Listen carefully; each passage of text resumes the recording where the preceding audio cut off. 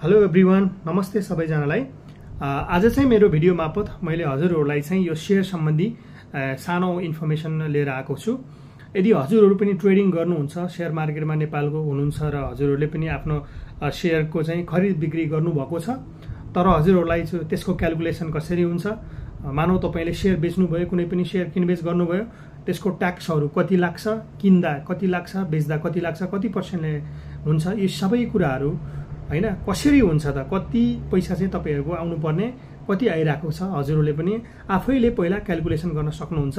So ब्रोकरले हजुरहरूलाई त्यही हिसाबले हजुरको एकाउन्टमा चाहिँ पैसा तपाईको हाल्दिएको हुन्छ। सो तपाईहरुलाई पनि त्यस्तो कुनै डाउट लाग्छ, मेरो शेयर बेचेर यति आउनु पर्ने थियो, यस्तो भएछ उस्तो भएछ भन्नुहुन्छ भने त्यो कन्फ्युजन तपाईहरुले राख्नु परेन। आजै तपाईहरुले त्यो शेयरको क्याल्कुलेसन हजुरले आफै गर्न सक्नुहुन्छ। त्यो कसरी गर्ने भन्ने विषयमा चाहिँ मैले मेरो भिडियो बनाएको छु हैन। मेरो भिडियोलाई अन्तिमसम्म हेरेर साथ दिनु होला र मेरो यदि भिडियो मन पर्छ भने मेरो भिडियोमा लाइक, कमेन्ट, शेयर गर्न नभुल्नु होला। अनि सबैभन्दा इम्पोर्टेन्ट हैन, मेरो सहयोगको लागि, मेरो एउटा हौसलाको लागि मेरो युट्युब च्यानललाई हजुरहरूले सब्स्क्राइब गरिदिनु होला है त। अनि मेरो भिडियोलाई अन्तिमसम्म हेर्नु होला साथीहरू। अब बाँकी चाहिँ मेरो भिडियोमा राम्रोसँग हेर्नु होला। मैले सबै कुराहरू मैले त्यहाँ देखाएको छु। हेलो साथीहरू, सबैभन्दा पहिले हजुरहरू चाहिँ आफ्नो यो मोबाइलको प्ले स्टोरमा जानु होला। प्ले स्टोरबाट हजुरहरूले गएर यहाँ एउटा शेयर हब भन्ने एप चाहिँ हजुरहरूले डाउनलोड गर्नुपर्ने हुन्छ। हेर्न सक्नुहुन्छ, देख्न सक्नुहुन्छ शेयर हब भनेको है। यो चाहिँ तपाईले नेपालको यो शेयर सम्बन्धी जति पनि छ कारोबारहरू, हरेक कुराहरू, एक्टिभिटिजहरू है, अल इन वान तपाईले त्यहाँ पाउन सक्नुहुन्छ। यो शेयर हब डाउनलोड गर्नु होला। मेरोमा चाहिँ आइसक्यो साथीहरू, जुन चाहिँ मैले यो पहिल्यै डाउनलोड गरेर राखेको थिएँ। सो यसलाई ओपन गरिदिनु होला। ओपन गरिसकेपछि तपाईले देख्न सक्नुहुन्छ, यसलाई कन्टिन्यू गर्नुहोस्। अब तपाई यहाँ देख्न सक्नुहुन्छ, यसलाई अलिकति माथि लानुहोस्, देख्न सक्नुहुन्छ यहाँ सर्भिस भनेको छ है। मैले यताबाट पनि देखाएँ, हो यो सर्भिस भनेको ठाउँमा क्लिक गर्नु होला। त्यसपछि देख्न सक्नुहुन्छ साथीहरू, यस्तो खालको इन्टरफेस खोल्छ यहाँ है। अब अलिकति स्क्रोल डाउन गर्नु होला, अब स्क्रोल डाउन गर्नु, देख्न सक्नुहुन्छ त्यहाँ क्याल्कुलेटर भनेको छ है साथीहरू। यहाँ क्याल्कुलेटर हो, त्यहाँ गएर क्लिक गर्नु होला। यहाँ क्लिक गरिसकेपछि अब हजुरहरूले अब यो बाई गर्दा हैन के कति लाग्छ, कति त्यो डिपी चार्जहरू सबै त्यहाँ देखाउँछ, र सेल गर्दा के कति लाग्छ, सबै त्यसको क्याल्कुलेसन चाहिँ यहाँ हुन्छ है साथीहरू। राम्रोसँग हेर्नु होला। तपाईँ सेलको लागि यहाँ छ, बाईको लागि यहाँ छ है। सो अहिले चाहिँ मैले यो सेलको लागि देखाउँदैछु। सो यहाँ हुन पर्यो है। ल, बाईको लागि मानौ हजुरले चाहिँ यहाँ कुनै पनि शेयर 500 किता हजुरहरूले किन्नुभयो हैन त। हजुरले यहाँ 500 किता शेयर किन्नुभयो।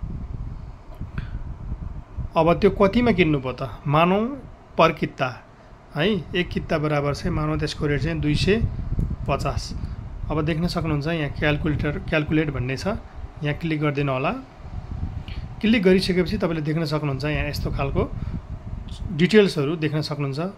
टोटल शेयर एमाउन्ट हैन, म हजुरलाई मार्क गर्दै लान्छु।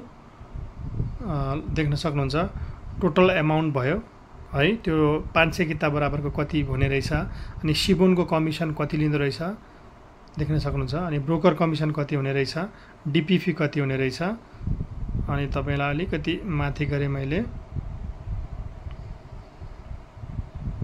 त्यसपछि डिपी फी भयो साथीहरू। त्यसपछि कस्ट पर शेयर कति भयो हैन, जस्तो 250 यो भयो टोटल पेइङ एमाउन्ट। जस्तै हजुरले देख्न सक्नुहुन्छ माथि हामीले 500 किता बराबर सेल खरिद गरियो, जुन चाहिँ 250 को दरले। सो यहाँ टोटल तपाईहरुले कति पैसा तिर्नुपर्ने रहेछ त, 1,25,456 including DP fee, broker commission, SEBON commission है। यो टोटल शेयरको एमाउन्ट भइहाल्यो। सो यसरी तपाईहरुले आफ्नो एकदमै क्लियरली है क्याल्कुलेसन पाउन सक्नुहुन्छ सेयर सम्बन्धी है हिसाब किताब के भयो होला कसरी हुने रहेछ भनेर कन्फ्युजन हुनुहुन्छ भने यो तपाईले राम्रोसँग हेर्न सक्नुहुन्छ। ल अब यसै गरी मैले साथीहरुलाई यहाँ देखाउन चाहे। अब हामी सेलमा जाउँ। अब अघि हामीले बाईमा गर्यो एकछिन, अब सेलमा जाउँ हामी है। अघि हामीले सेयर किन्दा चाहिँ त्यो कसरी क्याल्कुलेसन भएर आउने रहेछ भनेर मैले हजुरलाई देखाएँ। अब यो चाहिँ तपाईलाई मैले सेलमा लगे है। सो मानौ यहाँ देख्न सक्नुहुन्छ यहाँ सेकेन्डरी बाई और आईपीओ। मानौ कि तपाईको शेयर चाहिँ तपाईले आईपीओ बाट पार्नु भएको हो कि हैन, तपाईले सेकेन्डरी मार्केटबाट तपाईले ट्रेडिङ गर्नु भएको, यो तपाईले छान्नु पर्यो। ल सपोज मैले अब आईपीओ मेरो आईपीओ को हिसाब गर्दै छु। यहाँ तपाईले युनिट नम्बर युनिट्स हजुरसँग कति शेयर छ, मानौ मसँग 20 किता छ हैन एक्जाम्पल।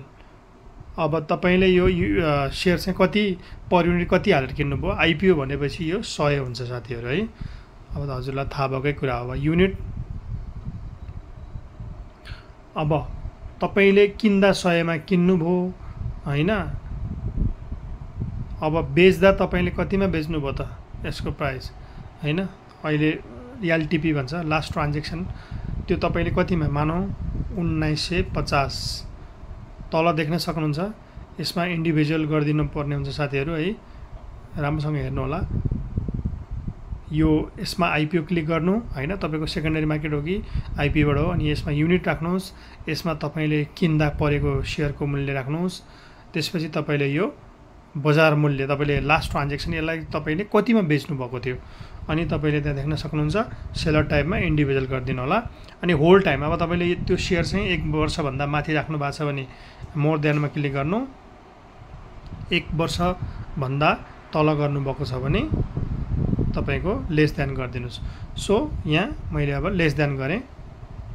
अब तपाईले देख्न सक्नुहुन्छ क्याल्कुलेट। यहाँ अब क्याल्कुलेटमा गएर अब देख्न सक्नुहुन्छ सेम है हजुरहरुले। अब हामीले यहाँ जसरी माथि हामीले यहाँ टाइप गर्यौं सबै कुराहरु, त्यही अनुसार तपाईलाई चाहिँ ब्रोकरले यही अनुसार एक्ज्याक्टली है डिटु यही अनुसार तपाईलाई चाहिँ पे गर्छ है साथीहरु है।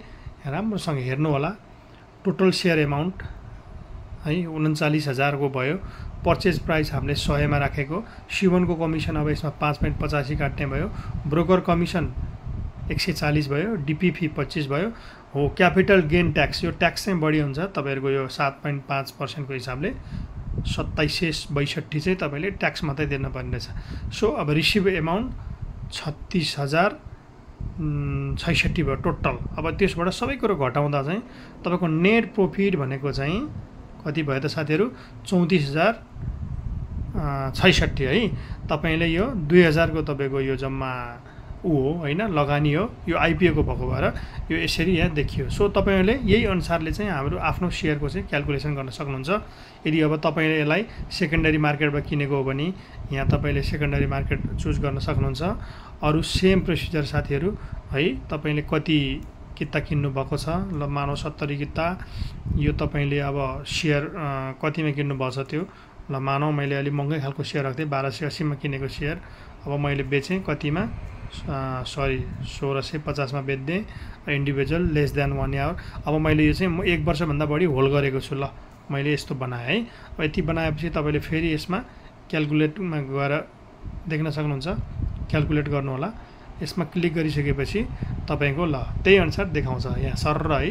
तपाईले क्यापिटल ट्याक्स कति तिर्नु पर्यो सबै यहाँ छ है साथीहरु है।